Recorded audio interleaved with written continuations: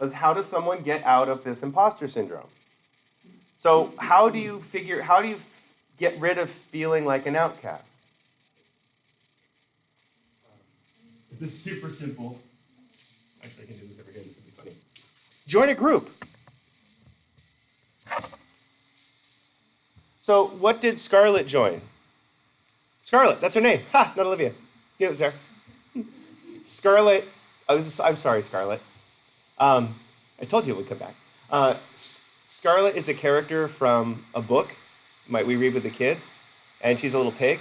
So why did I say Olivia? Olivia the little pig? That's why I said Olivia, because my brain went pig. I'm like, well, it's not nice to think of Scarlett as a pig, but oh, Scarlett. Sorry. Okay, so why would you feel like an outcast? Let's see if I can get this right.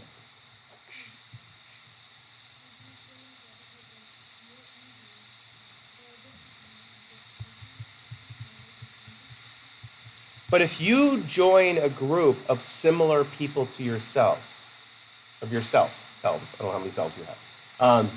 But if you join a group, what happens to this feeling of being an outcast? I can't color over it. Do over it. It's not similar, it's... Okay, so Scarlett met a bunch of people from the psychology, in our group, in our psychology club. They also happened to go to San Diego State. So what did they do once a week on campus? They gather together and eat. One of the things that's really important at San Diego State is eating a poppy seed muffin. They have these giant poppy seed muffins at all the little coffee places, and they're amazing. So that's probably why I got over 240 pounds to begin with when I was in college. Poppy seed muffin, cup of coffee, good. Anyway, so she gets together with her other folks from the other psych people from Cuyamaca every week, and they sit down and they have a cup of coffee and talk about their classes. Then when you get in upper division classes, you end up taking a lot of the same classes as people that you're familiar with. So your group, you all of a sudden, as soon as you start recognizing other people, what happens? You're not an outcast anymore. You're not an imposter. And then what she started doing is working for the outreach program. I have Dahlia and Rosa. They both work for the outreach program. And they're wonderful people. I care about them deeply. And they got me a mug with a fluffy dog on it. They weren't sure. They're very quiet, shy people. Rosa's not. But Rosa's quiet and shy in a sneaky way. Anyway, Dahlia's the shy one. But Rosa always standing behind Dahlia telling her what to say. Yeah, anyway. So Rosa's really the brains behind the outfit. Okay, but with the two of them, once they got into this classes at State, they started doing stuff. Why did they come back here, though, to work, as opposed to working at State? They feel more comfortable working here than they do at State. Luis and, what's the other one's name? One of the other ones, it was so funny, I saw him at Disneyland, randomly. Like, he's in little Drivertopia cars, and he waves at me going, Reiner, I got into State! I'm like, yeah! Just from the little car as he's driving along. That's it. It was cool. Anyway, good luck. So, if you can find a group to join, does that reduce your imposter syndrome? Yeah, so you don't get homesick. Because why would you feel homesick? You're surrounded by not self, and you can't find yourself because you're surrounded by not self. So that's why it doesn't really matter what group you join, but it kind of does, and you don't want to join a group that's not going to be beneficial for you. But it does, finding some sort of group. In high school, we had a clique. All the cliques in my high school was really obnoxious. So some of my friends that I used to go fishing with and play and do band stuff with, we decided we're going to form the All Out Geek group. My friend Kent, my friend Matt, my friend Bernie, my friend Jim, all decided to just stop following all the trends and start making our own trends that no one would follow because we weren't cool. So like every Thursday we wore Hawaiian shirts. Every Tuesday we wore ties to school. At December, as soon as the semester started again in January, we cut off all of our pants and wore shorts the rest of the school year. By the way, in Vermont, that's epic. Okay, we started wearing the JCPenney's used to be a place to buy really cheap things in Vermont, and Woolworths, but it was like the Walmart back then. And we used to always buy like their house brand sneakers and wear those to school. Just to be obnoxious and all wear the same thing. Did anybody ever join our group and follow us? No. But we were having fun poking at the outcasts. And Hito, who's a cool punk kid in my, like one of the original punk kids with the safety pin stuck through his nose and awesomeness, he goes, "Nice job, guys." Just rep from the anti-caste. Yes. Anyway, so, but why did I like doing that? Because I'm an extrovert. I don't care that I don't fit in the group. Yeah.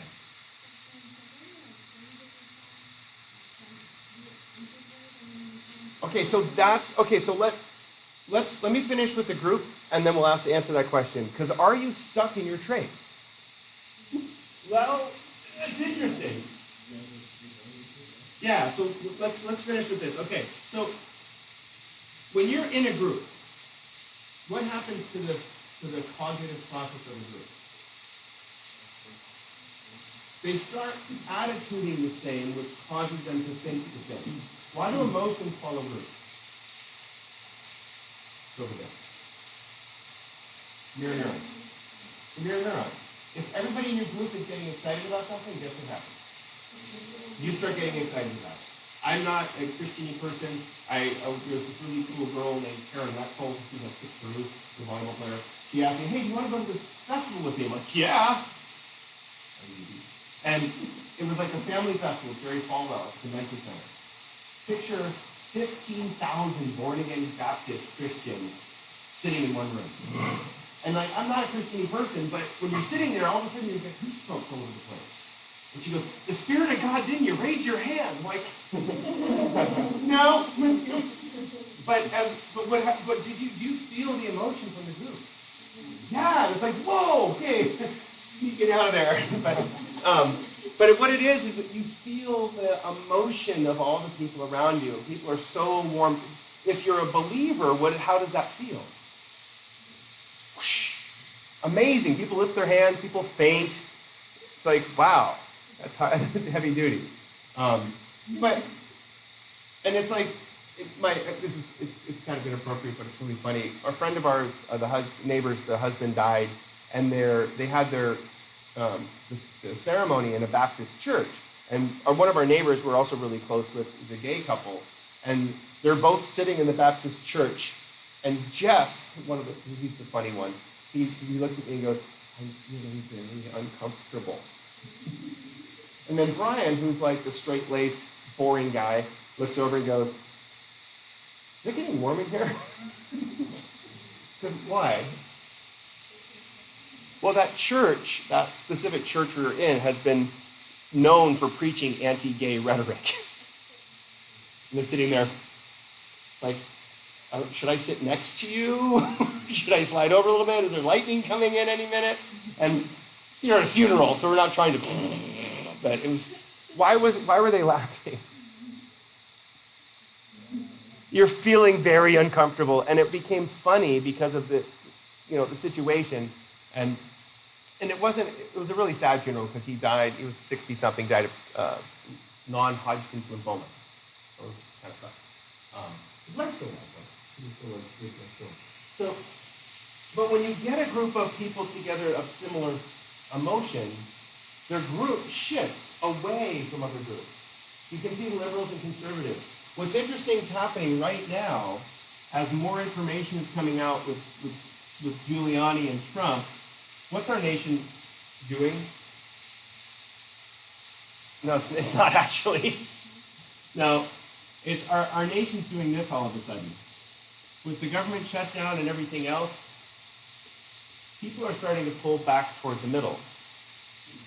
Things got very separate last year. Last year, things were extremely polarized. But now, what's starting to happen? Is government functioning at all right now? No, it's crashing and burning, and all the folks that were pushing further and further this way are going, maybe this isn't a good idea. And all the people, the annoying liberal folks that are pushing this way and this way are going, okay, maybe we need to compromise a little bit. And that's so what's happening is they're actually starting to push back toward the center a little bit. And let's hope that we can push back toward the center because that's where 50% of the country is. Most people are good. Most people are centrist. The radical Bernies over here and the Trumpies over here. Free college! Okay. From Vermont, so I have to rep. But is he ever going to win? Remember Howard Dean? Hey, we're going to do this! And he just goes cray-cray on TV. And then, I just lost the election, didn't I? Yes, you did, sir. Thank you. I'll walk away slowly now. Because why he lost his composure, and what did everybody do? No, it's not crazy that we can't. He lost his composure. He's not a leader, and his whole party went tippy-toeing away from him. If the party doubled down and supported him, do you think he would have kept going? Yeah, that's exactly. Anyway. So it's just fun. It's fun to watch politics until they affect your life, and then it really sucks. Yeah. Okay. So group polarization is extremely normal because if you look at behavioral statistics curves, when two people have similar beliefs but are in different groups, their beliefs cancel each other out, which increases the distance between the populations. Okay, not too important for you guys. Okay, so what's a normative influence versus what's an informative influence?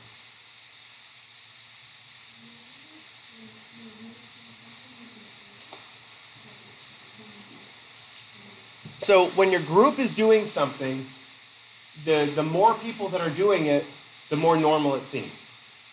Okay?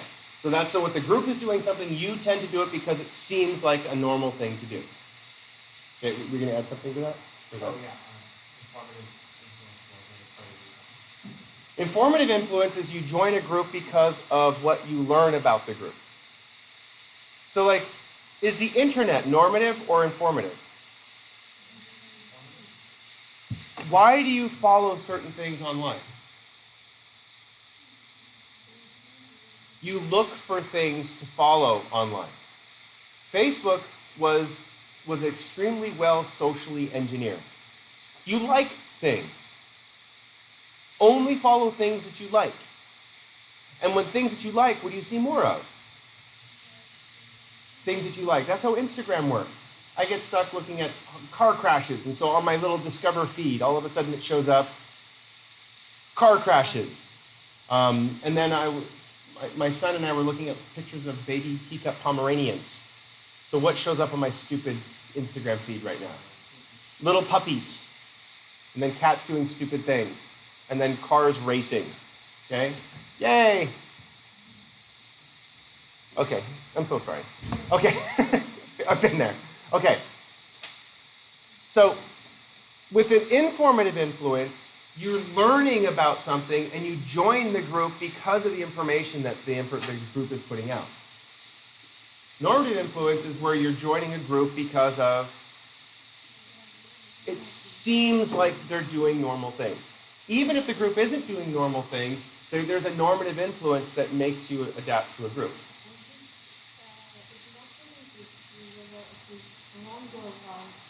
Right or wrong is a perspective. If you look at war, both sides are fighting for what is right.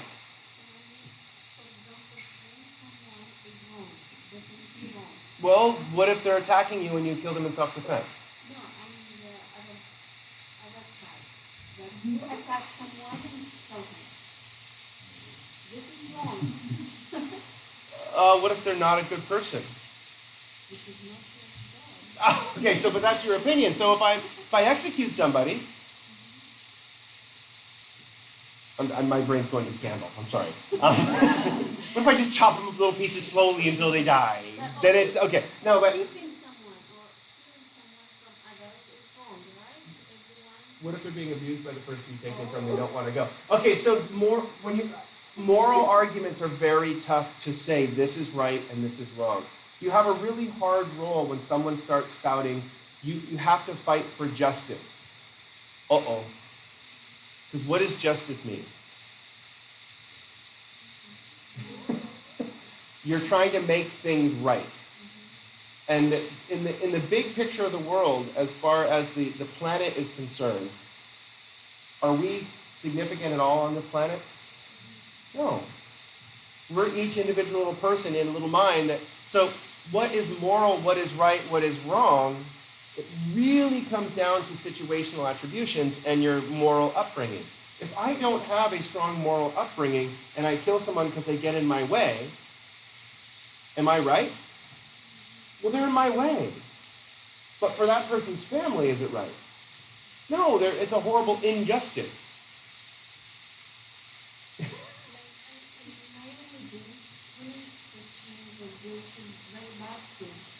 But terrorists, when terrorists come to the new killing Christian is applying Islam in the The right Crusades. way. The Crusades. What did we do? Those are my people, by the way. Sorry about that. We marched down from Europe into Spain. What religion are you? Muslim? Chop. What religion are you? Muslim? Chop. What religion are you? I'm Christian, sir. Thank you. Moving on. Yee. And so, the whole idea of what is right and what is wrong is, well, why did they do it? God said it was the thing to do. But that's what the Christians did for a long time. Damn Philistines, we'll get rid of them. And so, it's... So, I mean, when you talk to terrorists, they will persuade you that define this is the terror, right but thing. define the word terrorist. And this is being annoying, and I apologize. Yeah. Morals are subjective based on the culture that you were raised in. Is there a universal right and wrong?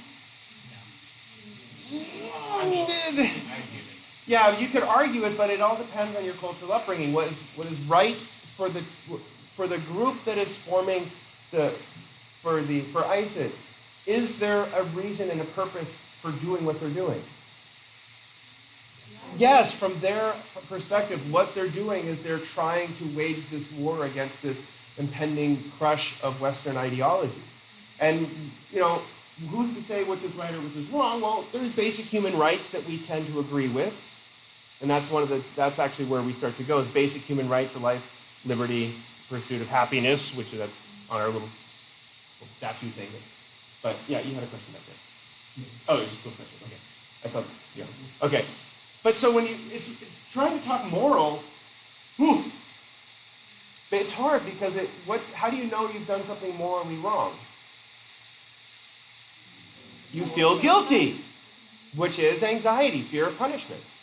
There's a really fun research study done about people who believe in hell. People who believe in hell are more likely to think before they do something bad than people who don't. Oh, crap. So maybe that idea in a religion is important, that you keep people from doing bad things because there's a punishment associated with bad things. But what if you don't believe in any heaven or hell? You still have, but you don't think as much about the consequences of individual behaviors. And it's a really, I love, religion is really fascinating to me, and I think it's really interesting, and it's a really powerful thing.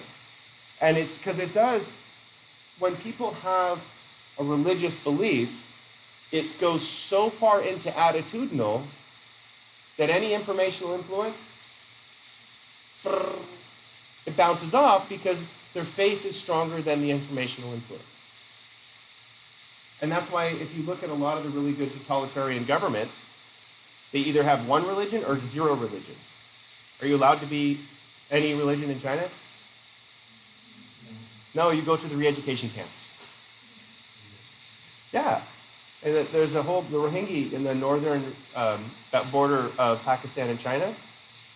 People are disappearing all over the place because they're trying to be Muslim in China. And China's saying no. In China. No, the Buddhists are being stomped if they're believing in China.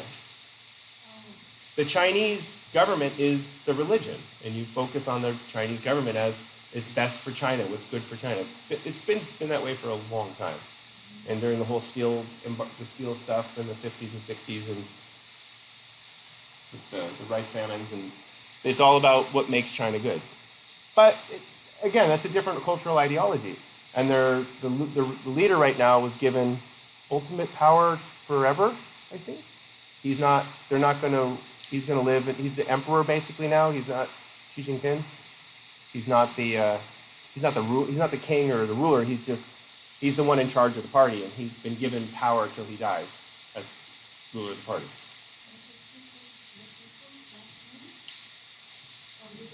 Or the people are told to trust him, and the media is controlled, so yeah. Okay, moving on. Luckily, we have 3 breaths. Okay, so what's the difference between authority and obeying versus conforming? Yeah, so when you have authorities tell you to obey.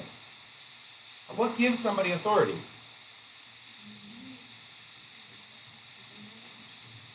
Okay, so that's why I wanted to write the word up here, because this is what comes in here. What does respect mean? Trust. So when someone has authority, you give them respect. If someone gets authority by, okay, so there's 2 really important words that I'm going to write on the screen up here.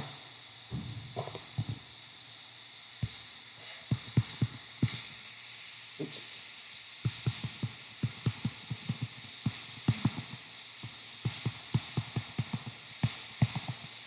So these are cognitive terms that determine where you get something. So intrinsic, it comes from within. Extrinsic comes from, external self, which is others. Okay? So if you have intrinsic respect for somebody, like young kids have intrinsic respect for their parents up until about 8 or 9 years old.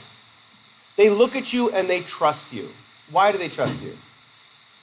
Because you're the parent and you're there, and they just assume that you're there for their own good. And that's actually one of the biggest Disney things that they do, is that all the old Disney movies, it's where the kid loses the trust for their parent. They get the stepmom, or they get the evil stepdad, or the parents die, or they get lost in the woods. Oh, horrible. But those are all, you lose that someone to respect. And then the whole show is that the whole old Disney movies are all about the little girl finding her knight in shining armor. Not finding self. That's the problem. It's finding a man to take care of you. That's the 1950s model of female self. You'll find your man someday. He'll come riding in on a horse and swoop you off your feet. You'll swoon and you'll be happy for the rest of your life. Yeah, so then after a bunch of young women said, I really don't like this ideology that my life should be ball gowns and fluffy dresses. I really want to kick some ass. And so Mulan and the other ones came in and said, you know what, let's just do this. Anyway, so intrinsic respect is where it's within yourself, where you respect the person for the person themselves. Extrinsic means that you respect the person because of fear. You're respecting the person because they're telling you to respect them. Depending on where you are. Yeah. So if a police officer, back 20 years ago, 30 years ago, police officers used to have a neighborhood. We used to have a neighborhood police officer. And his job was to police our area. And we knew he organized our neighborhood watch when we moved in. That's actually 20 years ago now. He organized our neighborhood watch. He had all these really cool things that he did in our neighborhood. And if something was going wrong in our neighborhood, who did we call? Him. We didn't call 911. We called his cell phone. And when his cell phone, but his car phone or whatever it is back then. But we called that number, and he or one of the other folks that worked the neighborhood would come out. And so you'd say, hey, officer so-and-so. I can remember what he looks like. I don't remember what his name is. Which was great. In Chicago, they had beat cops. The beat cops weren't the beat cops of today, but they would literally walk up and down the streets in the dangerous neighborhoods, and the cops would know everybody. They'd know the guys that were selling drugs. They'd know the kids that aren't selling drugs. And they'd walk by and harass the kids that are selling drugs and leave the other kids alone. Say, hey, man, you're doing good. You're staying straight. Good job. And they'd walk up and down the street. So the people in the neighborhoods trusted the cops because they knew them. They might not respect them, but at least that they know who they are. And now when police show up, they're wearing body cameras, that's just help. I think that body camera's a beneficial thing. The problem is, what are we doing with all the data? But whatever. But because if I come into a situation where I don't know anybody, what am I going to use to make a judgment or assessment? My past perspectives and past biases. If you've been attacked once or twice, as soon as someone makes even slight move, you immediately attack back to prevent injury. And that's why I really think we need to develop the old stun gun like Star Trek. Boop! And you think someone's attacking you, just put them down. What's the problem with a taser? If the person's hopped up on goofballs, it doesn't work. B, it can kill you just as easily as a bullet can kill you if you have any sort of heart problem. I've been zapped by one on a very low setting, and it is extremely painful. What was that, Superbad? Classic. Okay, so the idea of if you have this extrinsic respect, when is the respect present?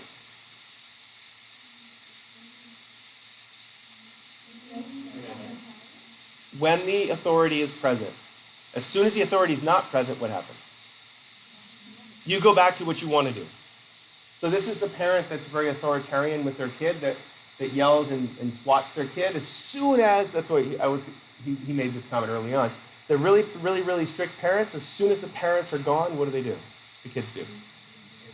They go whatever they want to do because they avoid the punishment, they can go. But if you teach your children to respect your rules because they're rational and fair and they respect you so they respect your rules, what are they going to do? When they're on their own without the authority figure present, they're more likely to follow the rules. And that's why it's like, people think, aren't you worried about your daughter having a boyfriend? I'm like, well, we trust our daughter and we raised her to be who she is. And so we're putting our trust with her and her boyfriend into her. Doesn't mean we don't have Life 360 and know where she is at all times. Okay? But do we like go and sneak on to that where they're out at the restaurant or something? No. Just because if we start snooping or dragging her phone, that's real easy to do, by the way. We can actually see what's going on her phone. Should we do that? No, because if we distrust her, what is she going to do? She's going to learn to hide more against us. And so that's it's a dangerous thing because you've got to let these folks, give them some leash and hope they don't get hit by a car on the way. Okay. So this is really important. Intrinsic and extrinsic is super important because intrinsic and extrinsic has a lot to do with your phenomenological definition of self. Okay, so I'll leave intrinsic and extrinsic up there.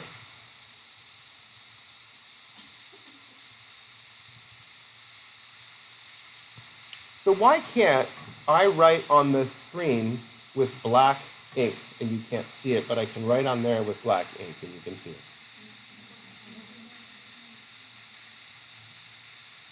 Doesn't make sense to me. Why can't I find something I can write on that will look like that on here?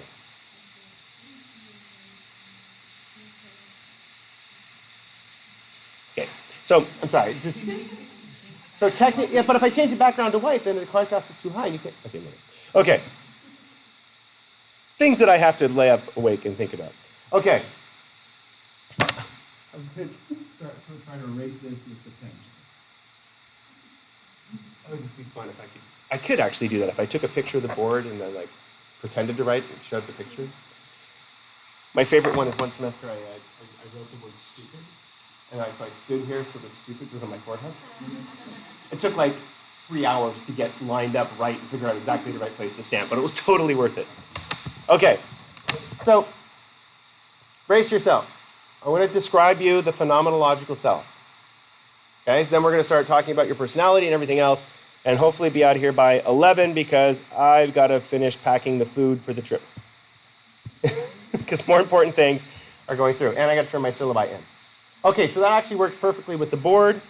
So this is Maslow's hierarchy. Sorry, not Mislow.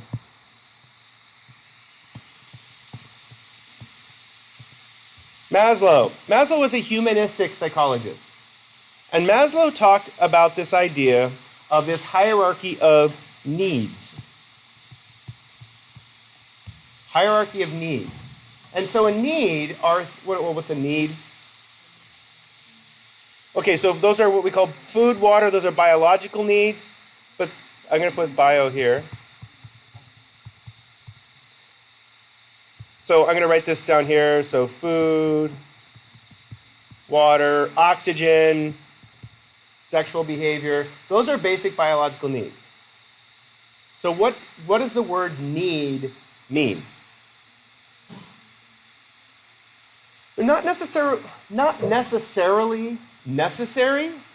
That's a lot of one word sentence.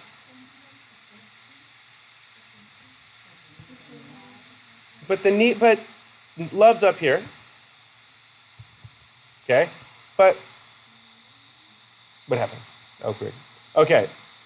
I want this color.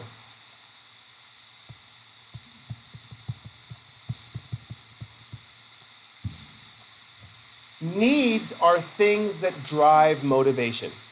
Needs are things that drive motivation. So when you have a basic biological need, what does it give you? Motivation. It gives you a energy. They're called drives because it gives you energy to move you. What is the most primary biological need? What's the most important one? Oxygen. That's why panic attacks are so mind-altering. Is because a panic attack is your motivational need to breathe, period. Completely changes and disrupts all behavior other than that. For some animals, however, sex, when a female dog's in heat, the male dog will do whatever it needs to get to the female dog. Our neighbor's dog, a rat terrier named Jude, it was in heat. This neighbor dog, Husky, was trying to climb over this giant fence to get to the neighbor dog in heat. That would not have been a good combination. The little dog would have just popped, and then little puppies would just be sitting there. Because imagine Husky and a rat terrier, not good. So the motivational drives, these biological needs, are basic.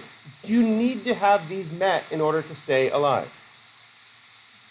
Yeah, so he called these our primary motivations. Okay, the second one is safety. Why do we have immigrants coming up from Guatemala and Honduras and El Salvador? It's not safe. Why are people leaving Syria? It's not safe, and they're looking in Syria, they're migrating outside of Syria to places which are horrible, but where they're being treated horribly, I should say. But it's better than where they were. And then so you realize that their motivation is to be safe. Their motivation is to be safe. And so can you think about like the meaning of life and the ultimate self if you're trying to migrate to be safe? Can you think about like grand scheme of things and your personality traits and what flavor you really like better, cherry or watermelon? Watermelon. Real watermelon, not fake watermelon. Yeah, somebody had the Jolly Ranchers sort of thing.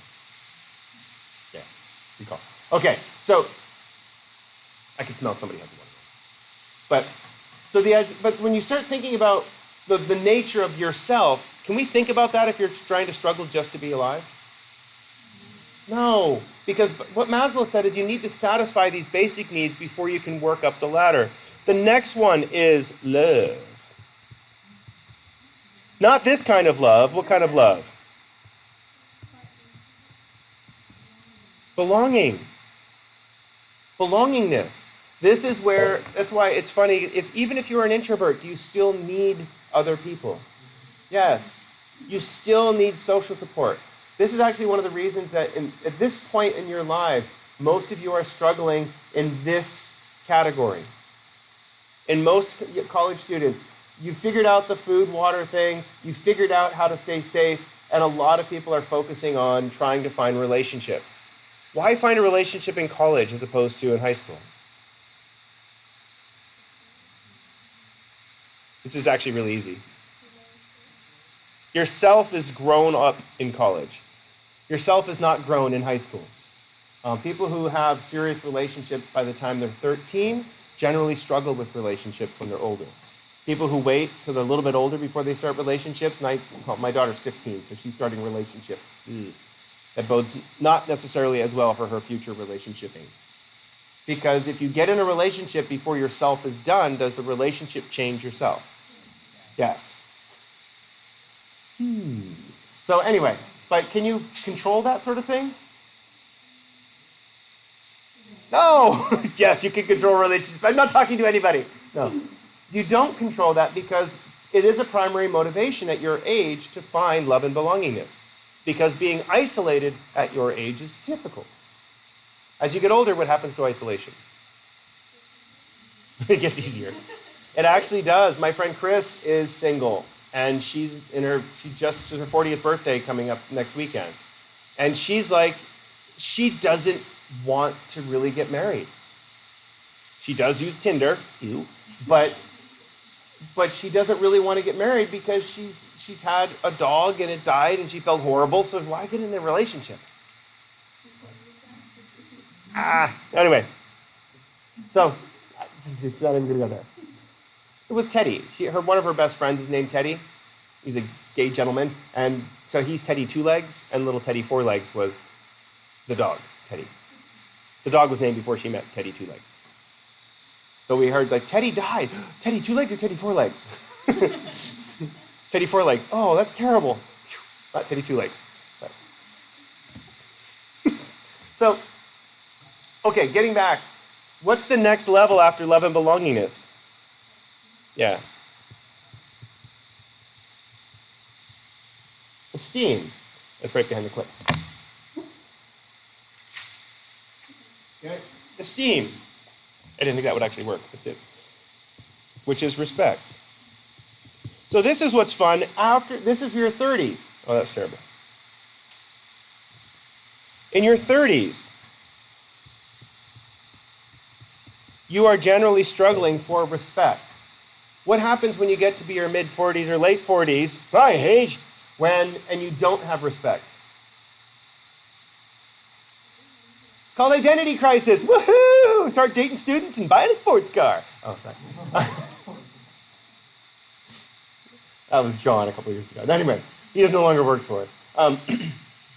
So esteem is respect. So there's self-respect and extrinsic respect are both necessary. Yes, because that's how according to Maslow, this is our motivation. These are our needs. Okay, and what's the top? The Illuminati, no. It's called self-actualization. The top of this pyramid is called self-actualization, and self-actualization is where you reach your true self that you want to be, the ideal self that you want to be. And so your true self, your ideal self, is based on what? Well, these factors are motivating factors that you have to satisfy to reach a true self. Well, what is your self-actualization? Well, okay, so some people it's mindfulness. That's the one way to achieve self-actualization is to actually become aware of yourself. Wow, mindfulness. And again, so I really like a lot of yoga principles. A lot of yoga principles fit with this really well. Where you have your base chakras, your basic biological needs, and then you have your guts, and then you have your heart, and then you have your throat, and then you have then there's two above that one, but that's irrelevant. There's a Sanskrit name for each of them, but I don't remember what they are. Yeah, your grounding one is so important because that's your basic biological needs. But what's interesting about this is that Maslow came up with this not studying yoga, but by studying people. But this is a Western European philosophy. In other cultures, this doesn't quite fit. It's a little different. But again, so what is the purpose of this trying to find your ultimate self? Is it a goal or is it a motivation? Ooh, careful. Which one? Okay, so are you ever going to reach the ultimate self?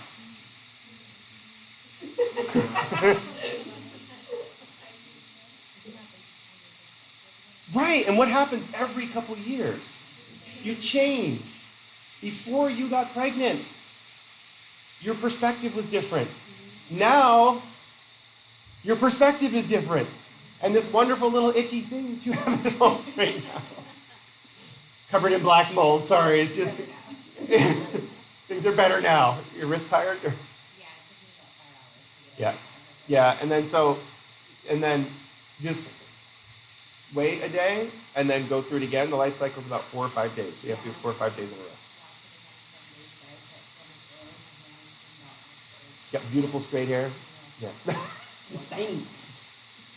Yeah, well, my neighbor's son has super crazy thick hair. They just shaved his head. He couldn't, with a little boy, just get rid of the hair.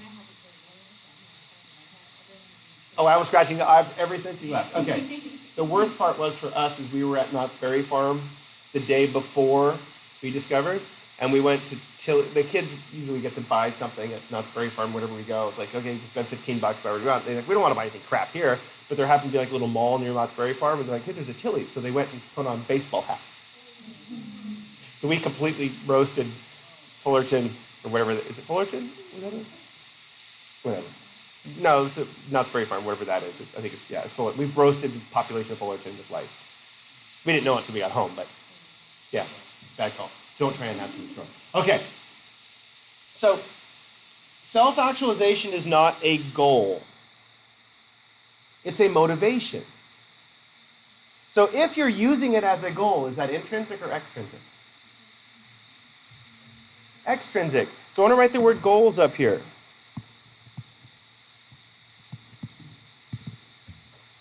So goals are motivating factors. And it's really important for you to set goals. Do you have any weightlifting goals right now? Yeah. Okay, so 225. Okay, and so that's good. That's a good goal. Bench press is terrible for you. Don't do it. Bad for your shoulder. But so like when we started working out again, back when I was in college, we used to lift lots and lots of heavy things, but I didn't lift lots and lots of heavy things for a long time. And so when I hurt my back, I started working at a kettlebell gym to strengthen up my core so it fixes my back. Back's fixed. So then the more I start working out, the more I realize how much fun it is working out.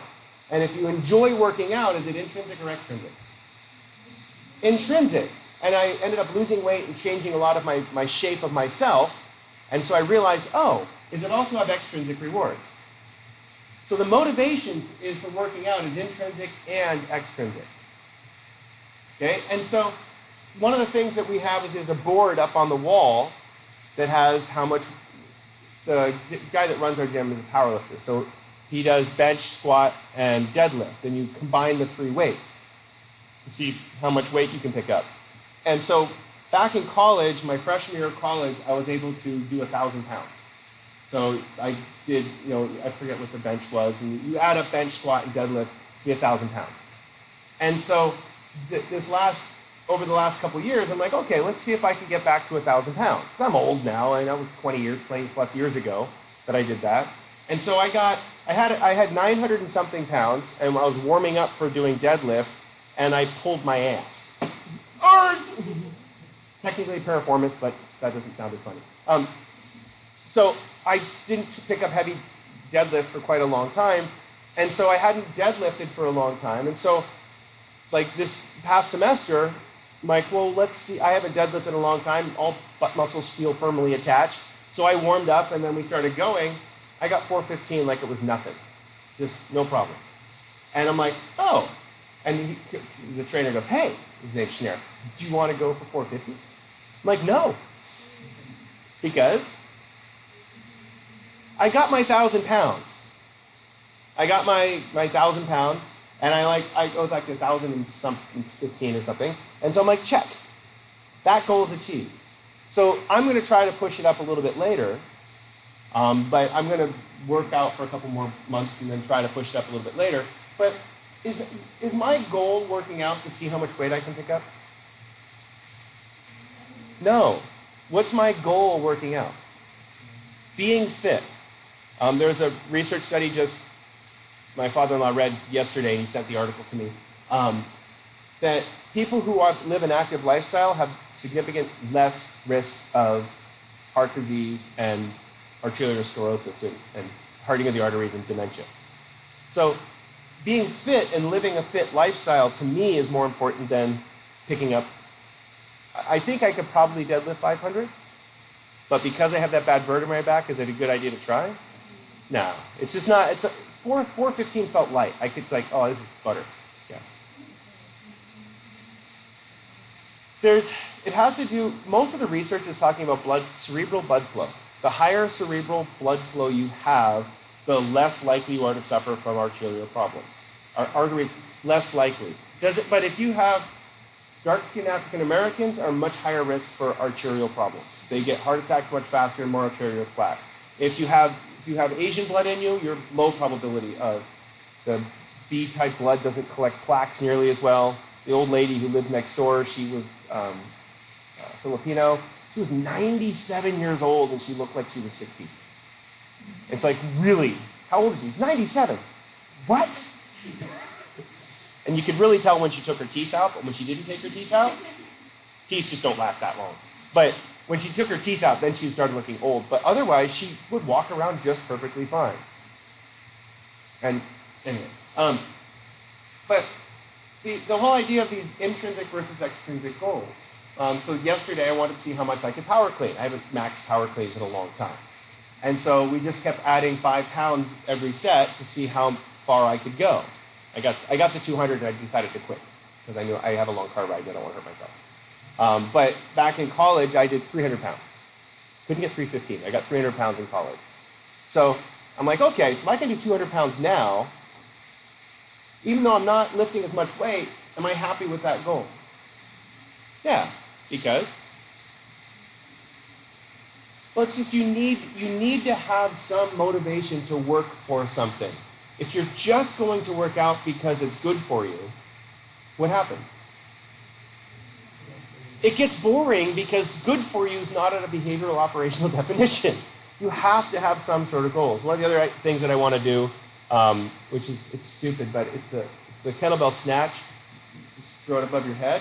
And I can do 10 on each arm with the 80 pound, and I really want to be able to do the 100 pound. Don't ask me why, because it's stupid and it's bad for you and it's dangerous, but it's like, well, I can do 1 on each side with the 100 pound. But there's a guy, Victor Fedorenko, who can do 20 on each arm with the 100. No, same size as I am. He's probably a little lighter than I am. It's technique, not strength. I mean, you see guys on Instagram going like this with a 100-pound kettlebell. That's not what you do. You pick it up and pick it over your head. And it's great. But is it worth doing? I don't know. Because if you throw it too far, pull your shoulder out of its socket. And for me, that's a 6-month to 12-month injury. So, but my self-actualization, this is going back to the main point of this, is that you have intrinsic and extrinsic self-actualizations. You have your internal self, the thing that you want to do, your career, your job. But then all of a sudden you have a little kid lurking around. What happens to your career or your job? It changes, and the priorities and importance change. And your whole self changes. What a lot of people do is because they're looking for an extrinsic self-actualization, as soon as they get derailed from their goal, they lose self-esteem. As soon as people get changed from their goal, they lose self-esteem. A lot of people, when they hurt themselves, lifting weights, you will hurt yourself occasionally. Sorry. Picking up heavy things, you'll hurt yourself. But what do you need to do if you hurt yourself? Stretch and fix it and go through physical therapy. And then we have we call it the rehabilitation corner. Which is, you still go to the gym at the same time every day, but as opposed to picking up heavy things, you're doing little exercise rubber bands. Or my favorite one, when I dislocated my shoulder, they're called attaboys. You take like a 5-pound dumbbell and you pick it up and you do like this. And that relocates your shoulder. Pulls that AC joint back in. Attaboy. And so everybody else is picking up heavy things and grunting and sorting, and you're like, this is stupid.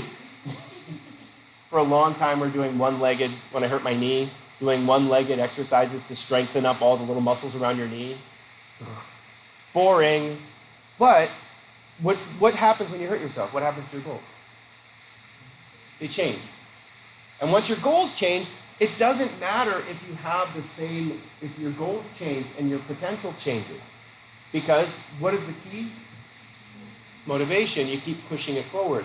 As long as you have this intrinsic motivation, as long as you're motivated to do the things that you're internally wanting to do you lose that goal? No, because just the intrinsic idea of doing it motivates you. Okay, so I want to go through the traits. Do you guys want to take a quick break? Because I got to pee. Okay, and then I want to go through the traits, and then we're gonna cut out of here because I need to go get stuff ready for the trip. So you asked a great question right as we left. Is what do you do with goals? What are goals?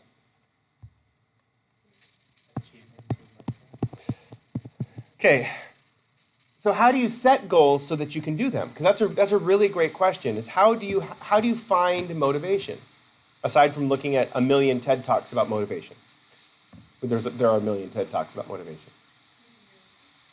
Yeah, so number one is set small goals. One of the therapists that works with people with depression, one of the symptoms of depression is a lack of motivation. So a symptom of depression is a lack of motivation. You just can't seem to get yourself to do things. When you can't seem to get yourself to do things, how do you feel about yourself?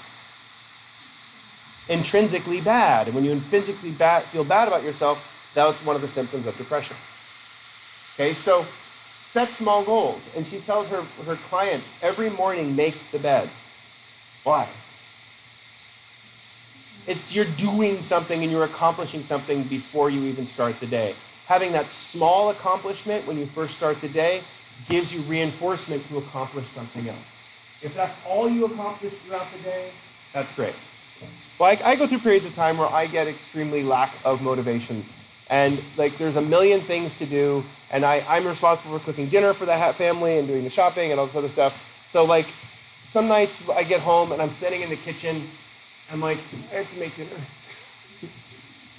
Looking around, I can always make spaghetti and meatballs. We always have the stuff, not maybe meatballs, but I made turkey meatballs this week. But I can always make spaghetti. But what's the problem with spaghetti? It's wicked carby and it's way high sugar. Tomato sauce is just pretty much all carb anyway. And so I don't want to eat that. My wife doesn't want to eat that. The kids, however, just snarf. Okay, they will slam spaghetti like nobody's business. And so I can make the kids very happy making spaghetti, but it doesn't make me happy because I end up eating a bowl of sauce on broccoli usually. I don't eat the noodles. It's just, I mean, I like broccoli, but still.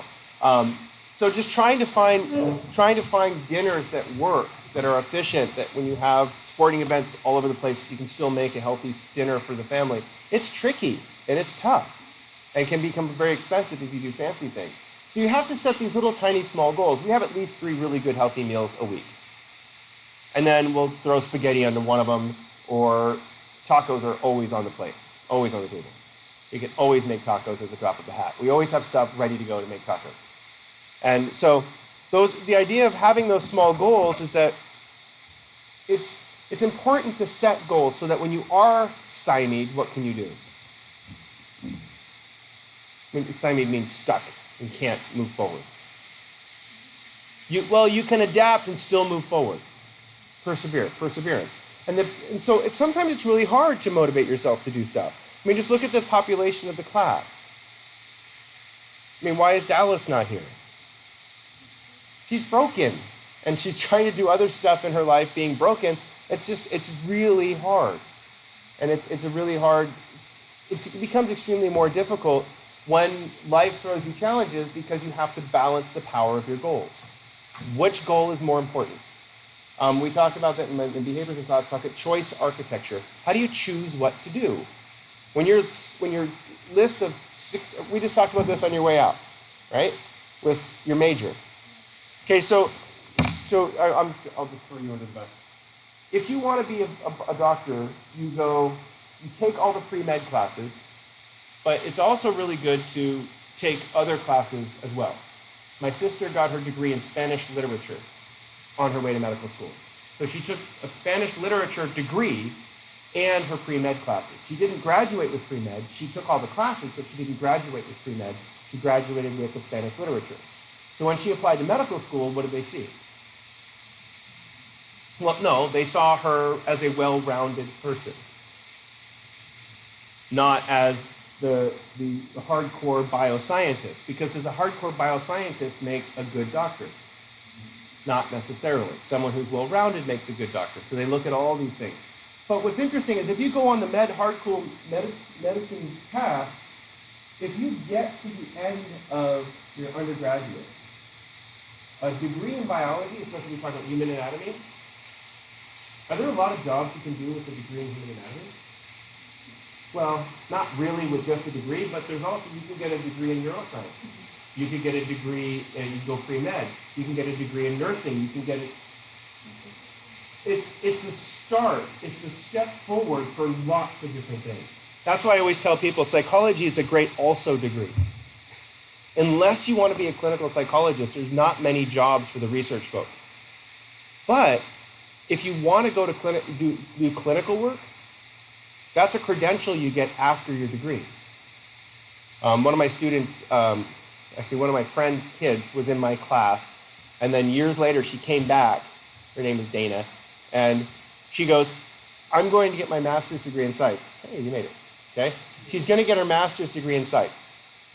And she wants to be a therapist and do art therapy. She got her degree in art. How come she wants a different career? There's no jobs in art.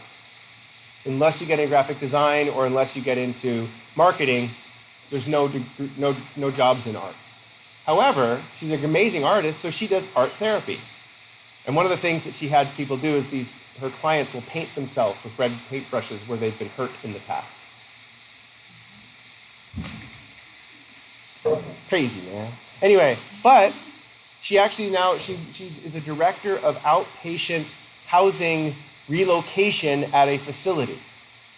So she's not doing art at all, but she's working with people getting out of a rehab place, trying to find them housing. And she loves it. She does group therapy sessions, she does counseling, and she helps find these people lives in the real world. Not at all what she went to do to begin with, but why did she find a path? She had these little goals, and I want to become a therapist. Great. As she's becoming a therapist, she goes, wow, there's a need for this. I'm going to go stand over here. Oh, wait, there's a need over here. But if you say, I'm going to become a doctor, and you point that goal, what happens if something stops your goal? You have no motivation anymore. You're stuck. And that's why this Maslow, the pyramid, the top of it is self-actualization. It's not a thing, it's a motivation. As long as you're motivated to keep moving toward your ideal, how you get there or where you go, doesn't matter. And so you have a little kid, and so the little kid becomes a part of the goal that comes along with you, and it changes the scope. When I was in graduate school, this is the job I wanted. Got it, check. Oh, now what do I do?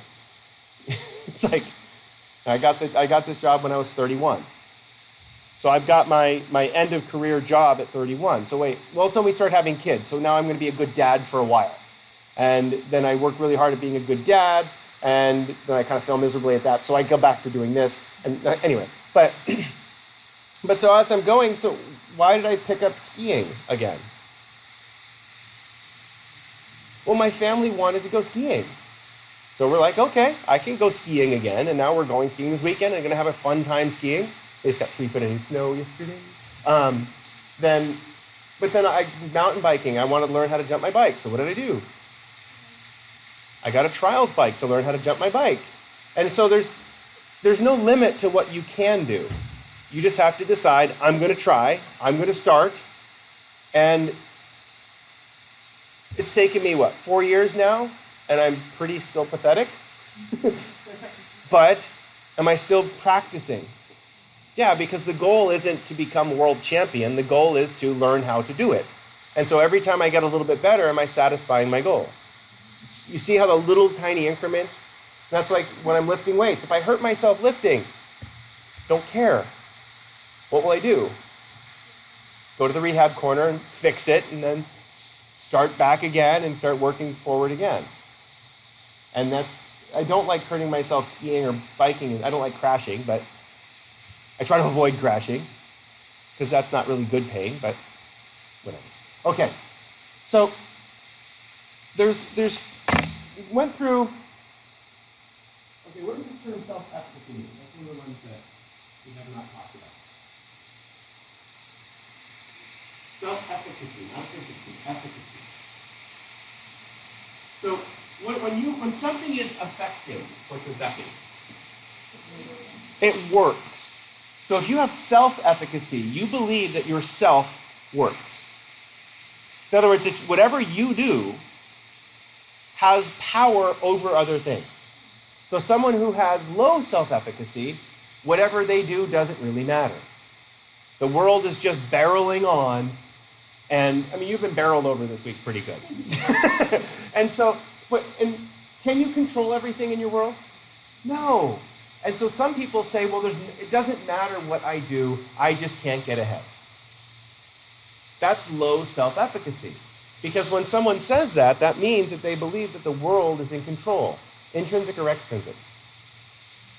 Extrinsic. Extrinsic means that the world is in control of you. And we talk about this with low self-efficacy. There's another thing that they talk a lot about in this area of psych called locus of control. Yeah. Yeah, so I'll write this up here.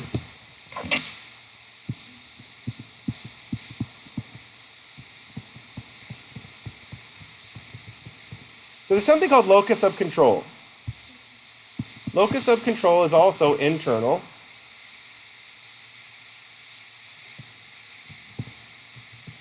Or external. You'll start to see a lot of regurgitation with the same ideas in each one of these theories. Okay, so internal versus external locus of control is if you see a situation.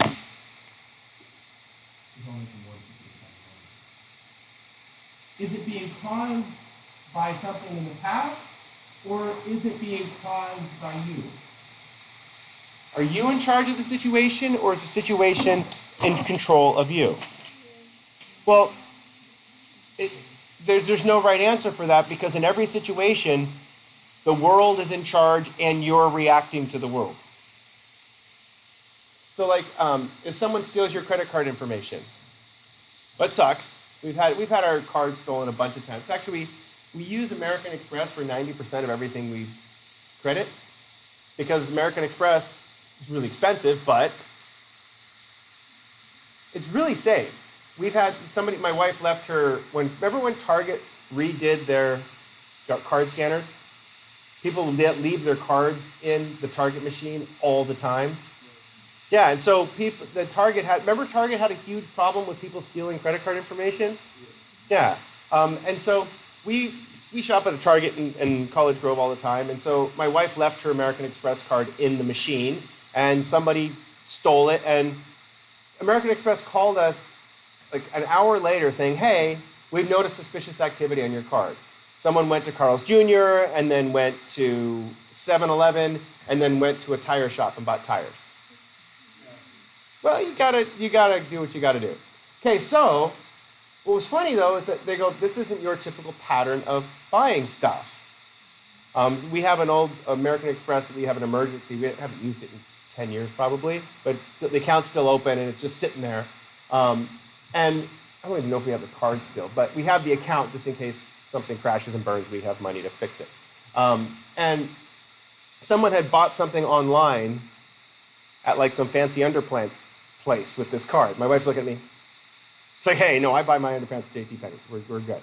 And so someone had got that credit card number somewhere online because we haven't used that in probably 8 years? 10 years. The last time we used it was before the economic crumble. Nice work. Yeah, did PayPal give it back? Yeah. So that's what's cool. If you use reputable banks and companies, no problem. But the idea is that crap's going to happen, right? But whose fault is it? Well, it's the people who stole its fault. They're the one who did it. But people will take, depending on your locus of control, people say, why do bad things always happen to me? That's what kind of locus of control.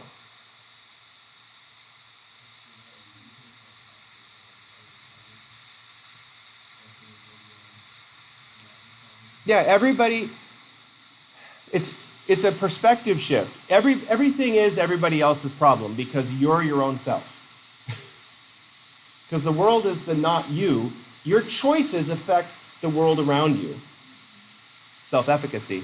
Versus the world affects you. Low self-efficacy. And it's a really tough call because sometimes just random crap happens.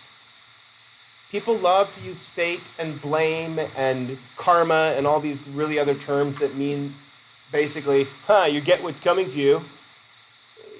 Bad things happen to good people. Sorry, the world's random. However, it's your locus of control. So if you have a high internal locus of control, what happens when you're set back from your goals? You suck it up. And I always, my answer to everything is challenge accepted. And I do that all the time. And like my son walks over to me yesterday, puts his hands out like this. I tap one, the yellow Connect 4. Challenge accepted. He's really good at Connect 4. So we've been battling each other a lot. So I'm busy doing stuff, and he comes over.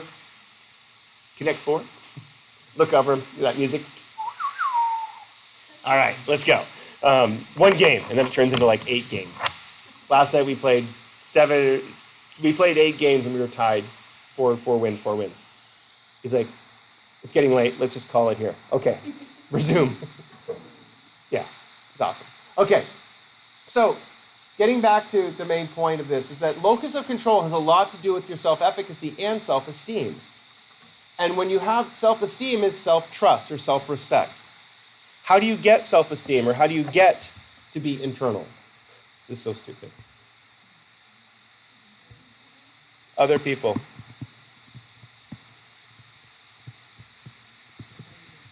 Yeah.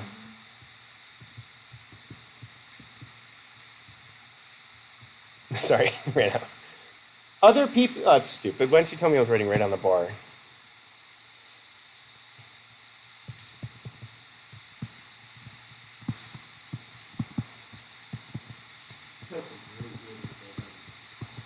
Thanks, an ER.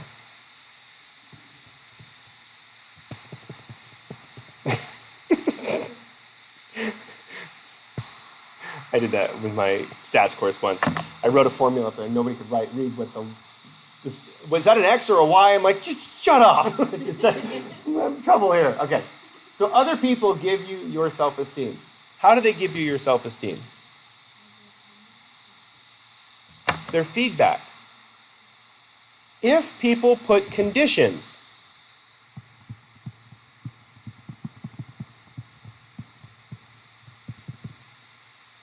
on your respect.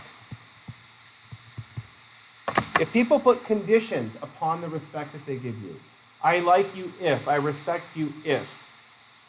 If parents do this to their kid, you're a good boy and I love you if you listen to me.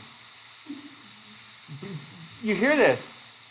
Parents will say, oh, you're a bad child for doing that. Ooh.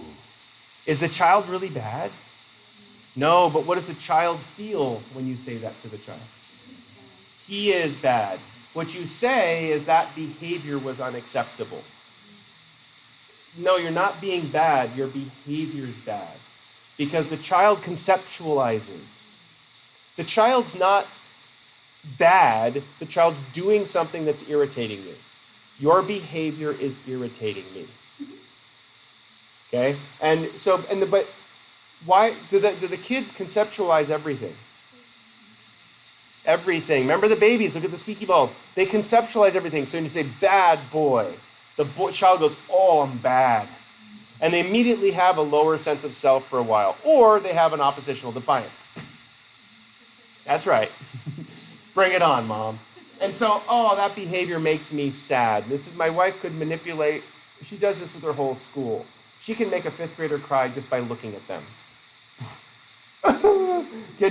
And the reason she does that is because how does she greet all of her students? With respect. She knows every single kid on her campus's name. She knows their parents' names. She knows what car they have. When a kid walks by, she goes, "Hi, so-and-so, how was your trip this weekend?" And she knows every kid. She gives every kid respect. So what happens when she gets mad at them?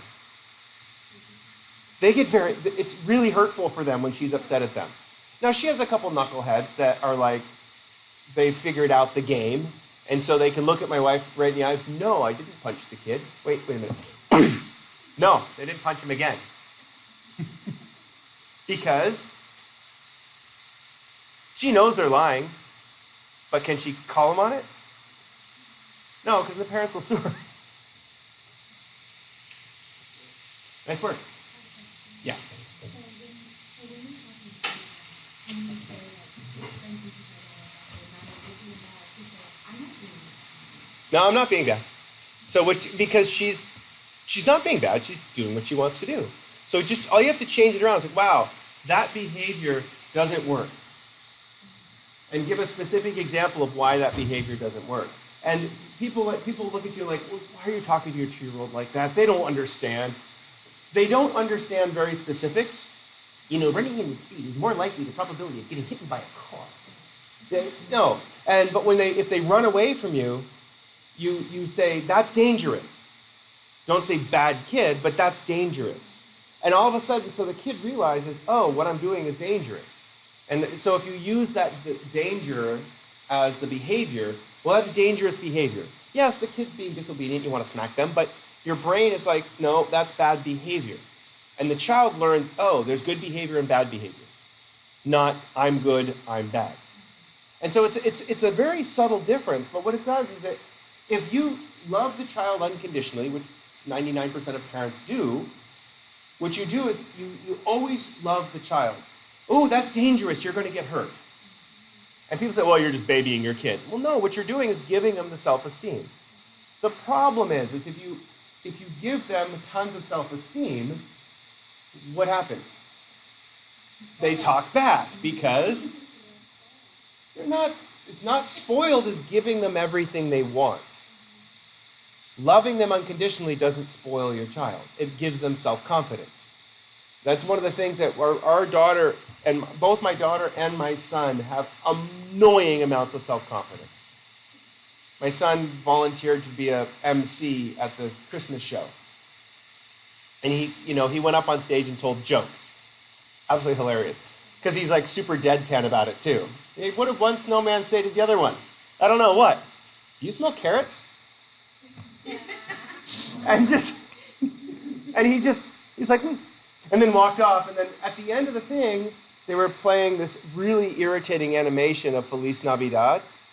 And my son walks out wearing a Christmas tree costume with presents as shoes. And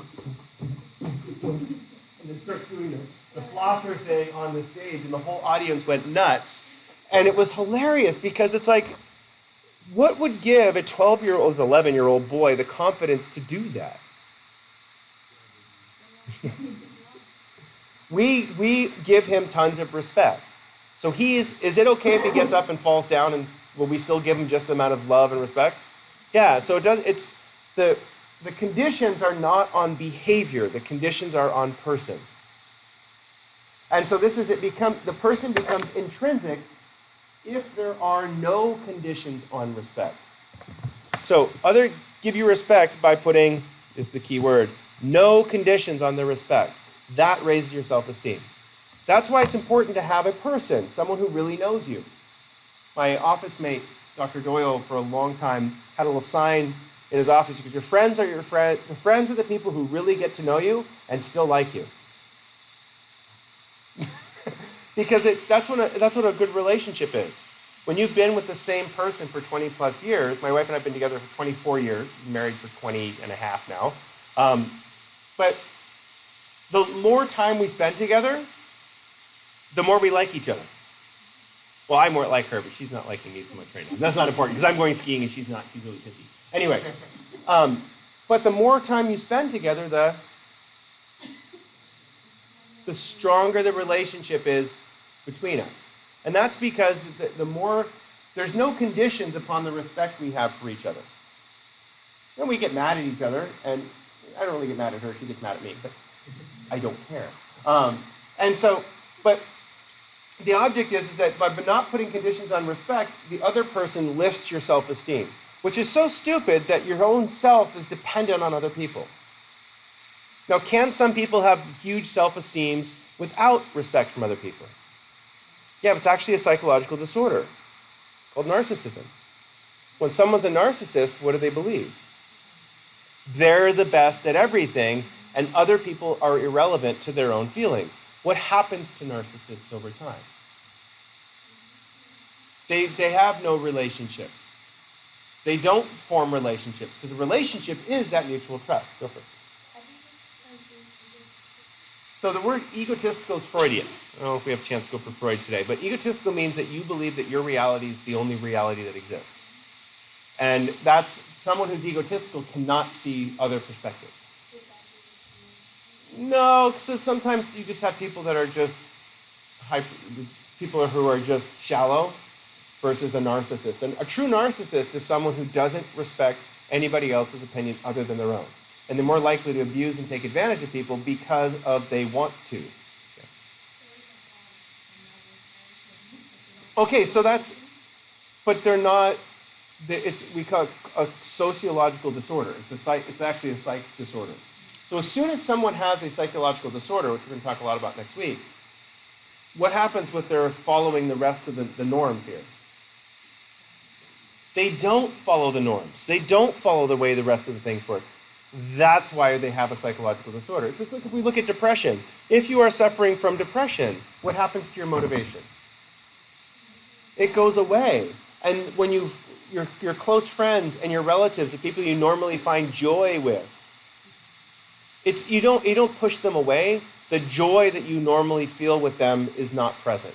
And with the joy not being present, it's not fun to hang out with them, so therefore you don't hang out with them, and they call you and bug you, what's wrong, why are you pushing us away? And you say, well, I don't know, and it's something with me, and then and you just... Welcome to depression, ladies and gentlemen. What's the way to cure depression? Is to motivate.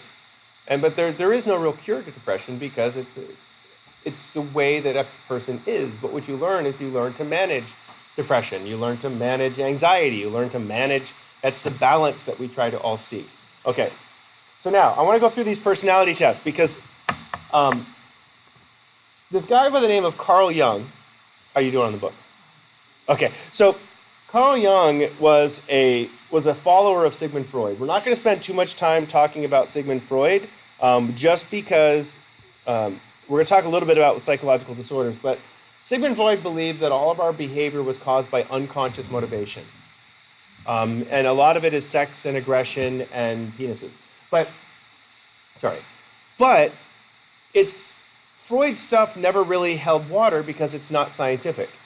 There's no science behind Freud. It's all hindsight. You look at someone's behavior now, and then you dig back in their past to find out the cause of their behavior now. That's not science. Science is observing data, making hypotheses, manipulating variables, and then looking at results. It's not a scientific approach. It works because by getting to know someone, do you know their learning history? Yeah, so you don't have to talk about their unconscious desire to sleep with their parents, in that way. But what you do is you talk about their relationship with their parents and you learn the conditioning stimuli that come throughout their life. So anyway, but Carl Jung believed that there are types of people.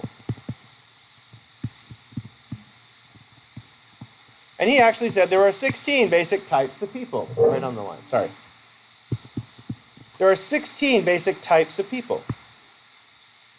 Now I'm going to go through all 16 types of people, but Carl Jung believed that we all start with the same ancestors.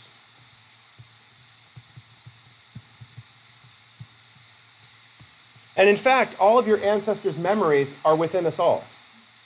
Our entire history is within us, which actually is kind of true because if you understand genetics, can you find your lineage if you do the 23andMe thing? It's really cool. Kind of really want to do that. They had a sale for 2 people. You could do it for 18 bucks. I didn't do it, but I really kind of want to. For 50 bucks, you swab your cheek, get a bunch of cells, send it off to them. They clone, make an army. Wait, that's a different story. They swab your cheeks, and then they send you a DNA breakdown of where your family's likely to be from. And one of my students who did it, he's Nigerian. He had no idea he was Nigerian, but he's like 90% Nigerian. Well, you can look at the genetic profiles of different areas. And by looking at genetic profiles of different areas, people in different areas have similar families. Back in Vermont, in the old town in Vermont where I came from, there was the Isham family, the Pillsbury family, and the Senna family. Those are the 3 families that settled our town. Everybody's related to one of those 3 families in our town. Well, no, because those were the 3 families, and each family had 8 kids, and who did they marry? Each other. Not from the same family, though. That's weird. Second cousins, that's okay. But anyway, that's the Parks down the street, but that's irrelevant. Okay, so then there's a bunch of flatlanders like myself who moved in there. We moved in from Pennsylvania. My parents did. And when we moved in, my mom married one of the Pillsburys, and so we kept the Pillsbury lineage going as we go through. But the thing about it is that we all have the same ancestors genetically. Carl Jung didn't talk about genetically. He said unconsciously. And he said that there's something that connects all humans called common humanity.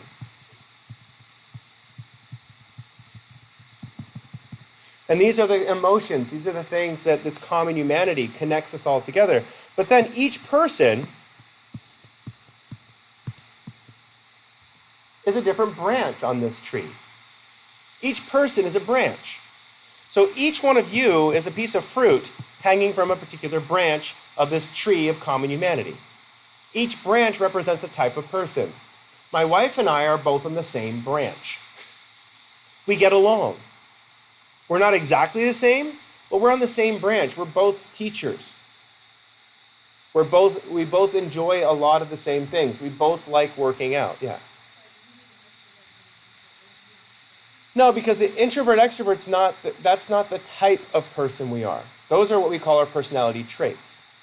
So the way the 16 different things break out, if you take the Myers-Briggs typology assessment, I am an EFTJ or something like that, and she is an IFTJ. So we're mostly the same. The only thing we're different on is extroversion. Both IFs and EFs both make very good teachers.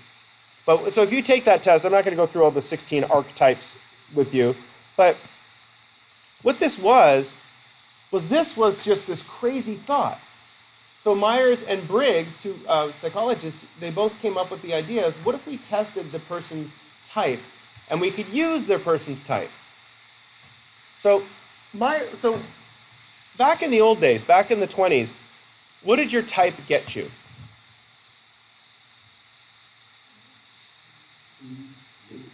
Well, what kind of type? But who made wagon wheels? People that were good at working with tools. Who worked in the fields and in the farming? People that were really good and have a strong stoic personalities, who had long, hard hours working. Who are the people that were the academics? Introvert nerds. Okay, and so all of a sudden you start to see that your archetype set up your job. The people that were the heroes, the soldiers and the firefighters and the police officers throughout history, do they have the same basic type of person? Yeah. And so that's what Carl Jung was saying, is like, look at all these jobs. Our last name was Weinert von Wienerfeld. Weinert's from the Winelands. We made wine. We didn't actually own the vineyards. We worked in the vineyards. And because we were the chemists and we're alcoholics, so it works really well. This is a good one. And that one. Oh, this one. I'll just drink it anyway. Okay, yeah. But according to Carl Jung, why do you have common interests? Because you're that same type of person. And so what's interesting about this is that in our modern society, the types don't seem to work. However, my buddy Mike works for Sempra Energy when he's interested about his job with the bankruptcy thing going on. He is an industrial organizational psychologist. He forms groups of the administrators to solve problems. So he gets people with different types of people together to solve a problem. What happens if you put a bunch of creative people together? It's all over the place, you never get anything done. If you put a bunch of people that are super organized and super diligent together, you come up with a really lame solution. You need 2 or 3 creative people, and then some really academic, diligent people to keep them on task. You need the extroverts to share your ideas with other people. You need the introverts in your group to go off and think about things quietly by themselves, because introverts generally have higher IQ than extroverts. He's gone, so okay. So the idea of, when you look at these traits, if I make a group of the proper traits, I can solve problems better. And that's what this are for. It's so funny that when I first started out, when I took the Myers-Briggs, back in 8th grade or 9th grade, we had this really cool computer that you filled out the questions and it gave you a printout on this Myers-Briggs. I should be a ship captain or a park ranger. I could totally see park ranger, little short shorts. Okay, sorry. Officer Dangle. Sorry. Okay, but because I was much more introverted when I was in 8th grade or 9th grade. I remember exactly when I took it. But now, why am I likely to be a park ranger or teacher? I've been a teacher for 30 years. So do you think that changed my type? That's the biggest problem with trying to study psychology this way, is that your type is affected by what you do. My good friend David Detweiler, he is a professor at Miracosta Community College now. He was a teacher here. He was Wisconsin kid, red hair, freckles. He's grew up deer hunting in Wisconsin and being a Wisconsin kid. He looked at the University of Wisconsin, looked at the college catalog, found out which degree required the least number of classes to graduate with the degree. So went through every major, counted the number of units needed. Spanish. Never spoke Spanish a day in his life. Said, done. Got a degree in Spanish. So then he looked for graduate schools, because he really can't do much with a degree in Spanish, except teach Spanish. So he looked for graduate schools. And he looked at graduate schools, and turns out University of Alaska has a Spanish department, and they're offering scholarships to people to come up to University of Alaska and take Spanish. Because no one takes Spanish in University of Alaska. So what did he do? He got a full scholarship and got his master's and PhD at University of Alaska, fully paid for. And because he grew up in Wisconsin, hunting and fishing in Alaska is even cooler than hunting and fishing in Wisconsin, so living large. So he finished his PhD, got a fellowship in Spain, worked in Spain for 3 years on a fellowship, everything paid for in Spain, learning to teach Spanish, came back here and got a community college teaching job. Why did he become a Spanish teacher? There wasn't destiny. There's no extrinsic destiny. He just decided that he found the laziest way to get a degree possible, but what did he do once he chose it? He worked as hard as he possibly could at it to be as good as he possibly could at it. And we took him mountain biking. He'd never been mountain biking before. We took him down, we rode up Cal's Mountain first and then rode down the backside into Santee, which is a little bumpy, just in case you haven't done that. And he made it all the way to the bottom without crashing once. He goes, whew, that was hard. Never mountain biking before in his life. So how come he's good at everything he does? He puts his whole effort into it, whatever he does. He just dumps everything into it, which didn't work so well for one of his marriages, but the second marriage, it's working very well. Okay, moving on. So it doesn't always work out perfectly. Okay, so now the traits, these are the ones that we wanted to show you. These are the traits. Let me zoom this in a little bit. Okay. So I'm going to write this on here. Let me put the screen down so you can actually see it. These are the basic personality traits, which is called OCEAN. Now I can use that. These are the basic human character traits that we have. And so one of the ones that we have to do is, first of all, the first one is extroversion. And on this one I am 92%. Emotional stability. That's this one. Neuroticism. Okay, so extroversion. So what would a low score in extroversion be? Introvert. So each one of these scales represents a categorical probability. If I were to put you on a distribution, where would you fit? So I fit in the 92nd percentile of extrovert. I'm very extroverted. I'm sorry, it's what I am. Okay? And emotional stability, which is neuroticism, I'm also a 91. So they changed the scale around because they didn't like people scoring high on neuroticism. So if you have one that says neuroticism, if you on that a Big 5 test that I sent out, it'll give you like a score of like I would have a score of 8 or 9 on neuroticism, or an emotional stability I score 91. So am I very emotionally stable? Yes. In my family, we all have a bunch of panickers, and so I am the one who doesn't panic about everything. My father-in-law is a great panic person. Worst case scenario, immediately, all the time. Because if they got a ton of snow, you're going to be driving up with chains on. Like, yeah, challenge accepted. I got a good set of chains now. They fit right on the van. Okay, so what's agreeableness mean? Agreeableness means that I'm not argumentative. So if you have a low score on agreeableness, you tend to not agree with people. You tend to try to stick up for yourself. I don't care. I've learned this a long time ago. Because in order to be happy, you have to let other people do stuff. And it turns out that if you're trying to do stuff and your 2-year-old's causing trouble, it's very frustrating. If you realize, okay, I'm going to spend this time with my 2-year-old, I'll figure out a way to get the rest of the stuff done, your life is so much easier. And what the 2-year-old learns is to not demand attention, but will get attention when it needs it, and will go off and play when it doesn't. But if you try to push the kid away and say, I really have to finish this, the kid's going to start, I need attention now, and light their head on fire and whatever else. Yeah, so it's really hard, especially if you have other responsibilities. Little children are very difficult because they need attention.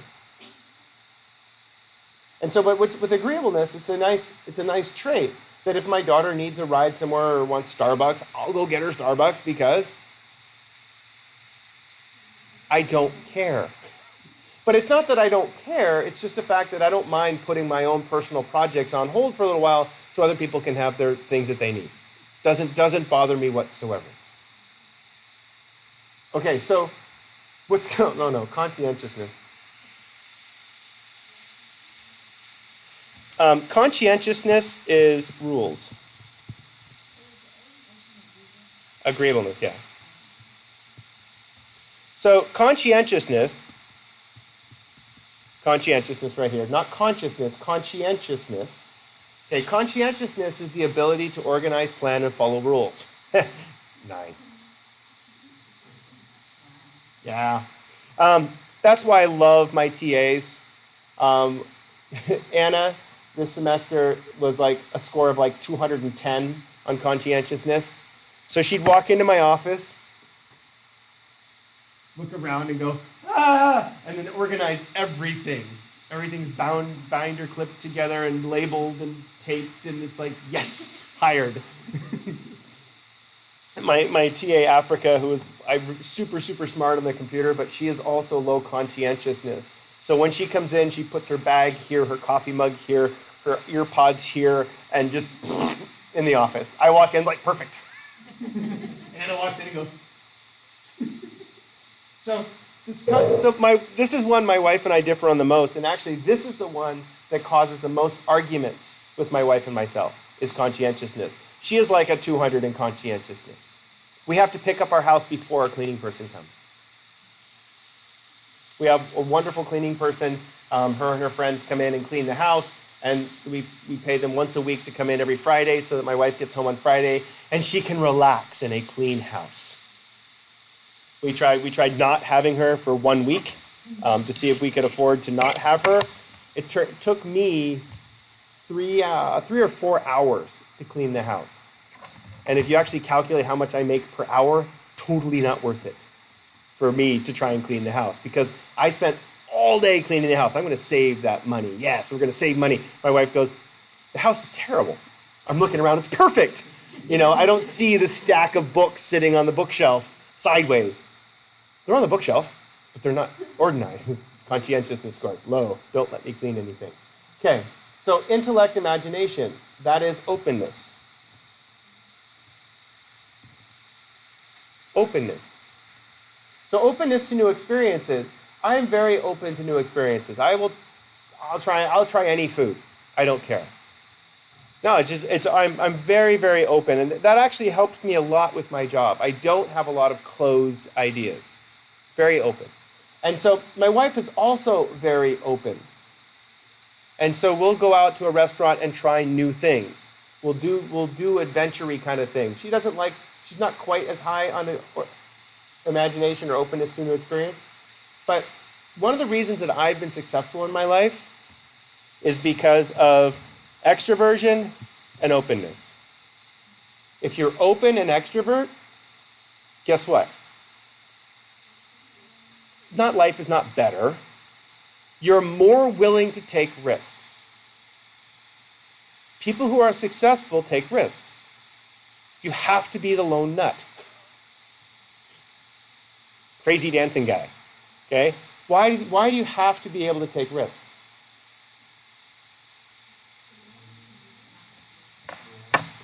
Okay, so the term is fear of failure. People with high or low self-efficacy fear failure. My wife has a t-shirt that she wears. She has these motivational t-shirts she wears every Friday.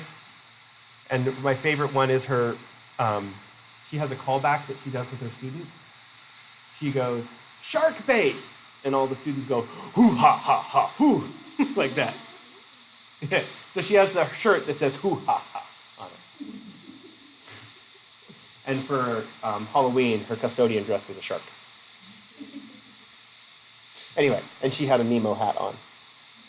Yeah, pretty cool. Anyway, so when you think about what it'd be fear of failure is a lack of self-efficacy. Even if you fail, does that mean it's bad? No. How come I'm not just going to the skate park and jumping off the ramps? Well, it's not fear of failure, it's cost-benefit analysis. I don't mind trying at some point. One of these days I'm going to have to just do it. As shirtless, stomach tattooed, drunk dude yells, "Just peg it, dude." That was his advice. Because we were at the Lake Murray skate park, and the summer when it was like 120 degrees out, we decided to go to the skate park, and this guy and his friend were drinking beers and teaching their kids how to skateboard with no helmets or pads or anything. Okay, yes. And so I was on my trials bike and I'm jumping off the ramp. I can jump off the ramp, but I can't lean back and then come back down the ramp. I haven't figured that part out yet. And I'm like, he goes, "Dude, you got it. You just got to lean back and then push and you'll get it. Just peg it. Just go really fast and go for it." I'm like, "No, it'll hurt." And because what are skate parks made out of? Concrete, and you fall and okay. So I have rational sense, so I'm not going to try and just, but if I have to do something on campus or if I have to try something new in class, am I afraid to try something new? No, because if I do something and it crashes and burns, I don't take it personally because I'm trying something new. I don't want to, I feel really bad that she got hurt. That's not something that, I did to cause trouble. But are those stairs crazy slippery? Yes, we went actually looked at it. All the sandpaper stuff is worn off the center of the stairs. It's been so long since it's rained, no one's noticed. So maintenance is going to do something about that, hopefully before semester starts, because it's supposed to rain a lot this spring anyway, so that might be dangerous. But the idea of trying to figure out this personality, what is it good for? Why do this? But don't you know yourself by answering the questions? You answer the questions to fill this out, so you kind of know who you are anyway.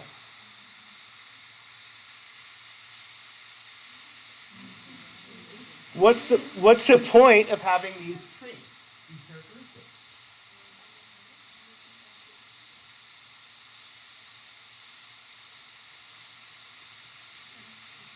It's a way to communicate the personality to other people. It's really hard to communicate who you are to somebody else.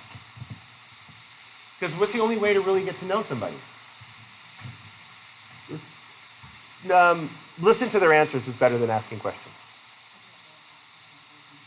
You know, you just have to listen to them. So that's people always say, how do you get to know someone? Talk to them. No, that doesn't work. You can talk to people all day and never get to know them. You got to listen to what they're saying back. And so by listening to what they're saying, it's a one way of communicating. Your personality is phenomenological. You define yourself. But what you have to do is you have to listen to what you're saying.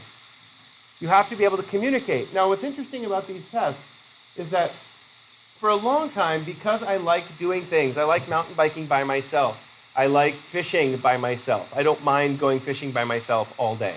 I'm very happy. I've been out in La Jolla in the kayak all day by myself, having a great time.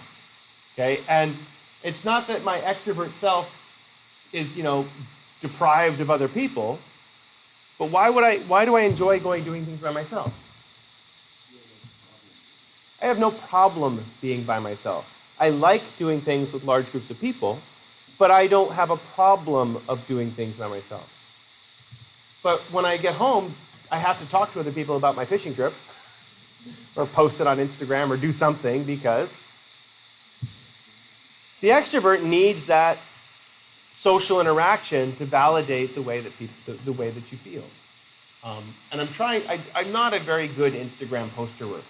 I would like to try to post lots of crap, but I just don't have that much interesting things to crap. I just re-engineered one of my bicycles, and I really want to take a picture of it and put it on there. I just really have it. Because the other nerds bicycle stuff that I follow will like it. It makes me feel good about myself that they like the crap that I built in my garage. Yeah, moving on. Okay. Who uses this? Nope. Psychologists use this. So did you do yours? Are you introvert? Okay. So if you're introvert, okay, even though you talk a lot in class, you're still introvert. Does it cause anxiety to have to talk in class?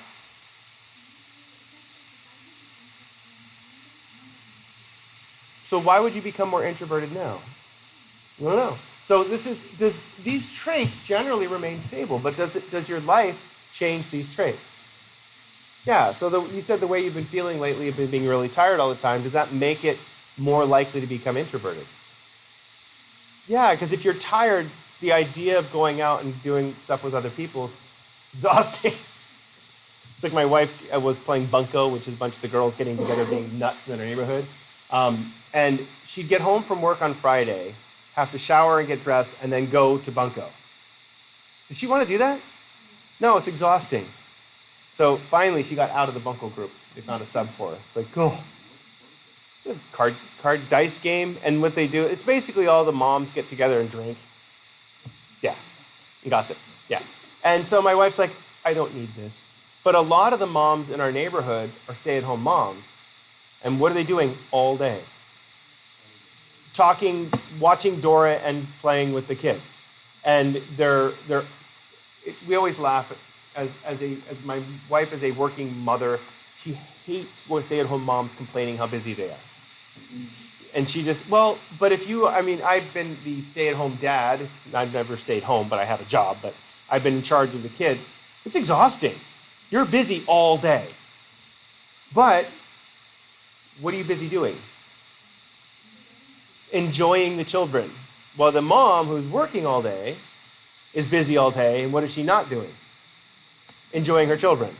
And that little bit of resentment, so if you're a stay-at-home mom, do not complain about how busy you are being a stay-at-home mom. Oh, I'm so busy, the laundry all day today, and then I had to go to Target, and then so-and-so pooped in the car, and you're like, we had 2 lockdowns because someone with a gun on campus, and I couldn't go breathe. It's like, it's like you realize perspective shifts a little bit.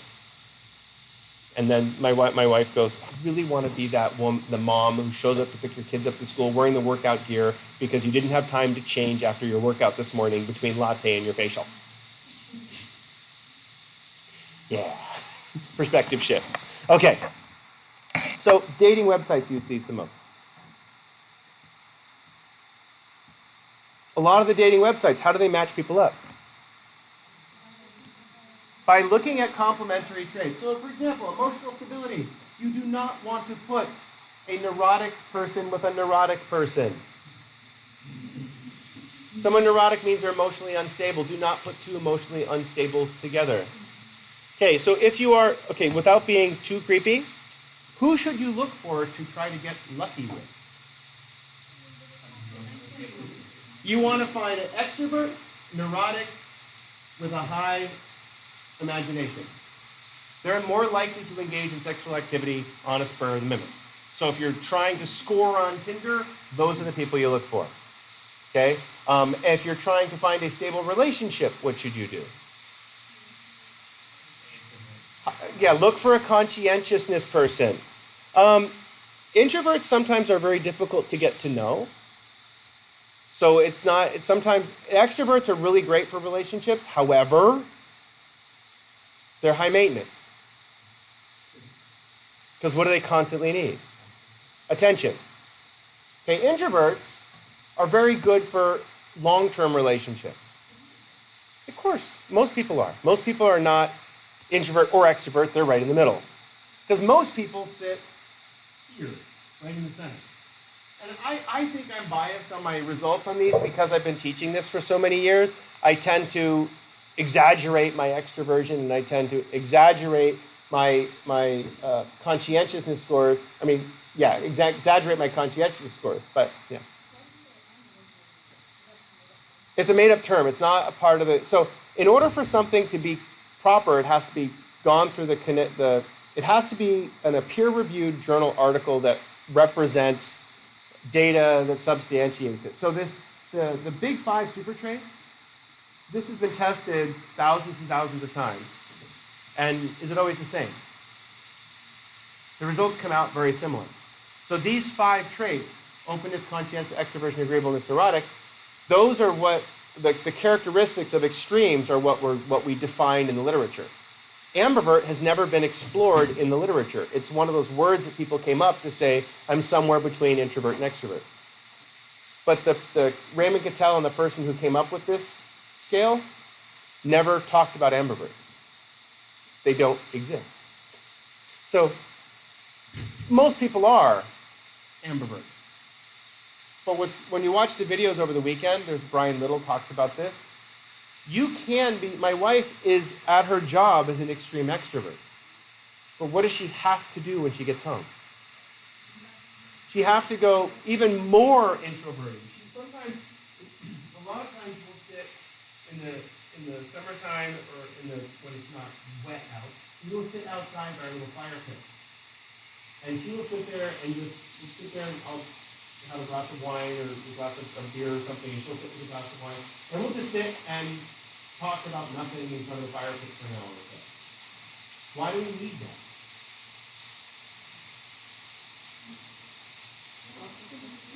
It's just to recharge herself, because if she's producing a tremendous amount of extrovert behavior, she needs to ground herself on some internal processing and internal thought. She needs to think things through in order for her to rationalize things. I need to talk things through to rationalize into things.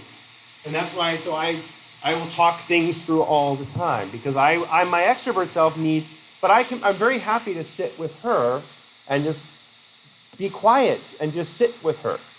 Because it's still relaxing and fun for me, because I get my extroverted fix every day at work. I can go home and be introverted and no problem. I love spending time in my bike shed, putting bicycle parts together. Don't have time to do that now, but again, so it's about It's about understanding where you are and understanding the balance that you need. Because if you are low conscientiousness, you should just see the way my tools are kept in my shed. Oh, it's awful. Okay? So I have some friends that, like, I tell them never lend me tools because my friend Leo has got big racks and all his tools are sorted in these big racks with drawers, and I have literally an old wooden chest of drawers in my shed that I just throw everything in the top drawer.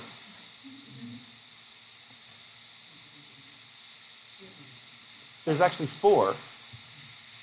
Yeah. And then there's all the little boxes full of crap out there as well. Yeah. Anyway, but so one of the goals, that's with the Tidy Show. Yeah, so it's gone viral now on Instagram. And yeah, but on Instagram and Facebook, everybody's talking about it. So what's funny about that show is that she has super high conscientiousness. Everything is 100% controlled. And for some people, does that give them satisfaction and happiness? Yes, and for me, it gives me tremendous amounts of anxiety. Because if I only have a limited time, well, I probably end up spending more time looking for tools than I would have if I cleaned them up properly. But that's not irrelevant. I'm thinking about now, not about the reality of the situation. My father-in-law goes, "Do you have a 1-inch socket?" Like, yes. You know where it is? Generally. I found it pretty quickly. So I knew it's in the second drawer because I don't use it very often. So I went down the second drawer, and then I use it to take the pool pump filter off, and so it's attached to a long wrench. And I remember the details, semantic details of where it would be if I would have put it somewhere, and it was where I thought I would have put it. That only works so far. I still can't find my spoke wrench. No idea. But I need to just take my bike shed and dump it into a trash can and not filter through the trash can and just recycle the whole mess because it's a mess. But that's not important. Okay. So